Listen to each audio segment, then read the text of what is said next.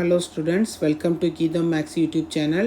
நம்ம polynomial 2.2 exerciseல secondல 5th sum பார்க்குறோம். first கொடுத்திருக்கிறது வந்து s, ரெண்டாவது கொடுத்தது வந்து product of the zeros. அப்போனா வந்து நம்ம எழுதும்போது s is equal to minus 1 by 4, p is equal to 1 by 4. Okay. இப்போ next வந்து நம்ம என்ன எழுத போகிறோம்? polynomial எழுத போகிறோம். polynomial எழுதும்போது some k constant எழுதி x squared minus s into x plus p. Then you have applied the value of s and p, x squared minus into minus plus 1 by 4x plus 1 by 4.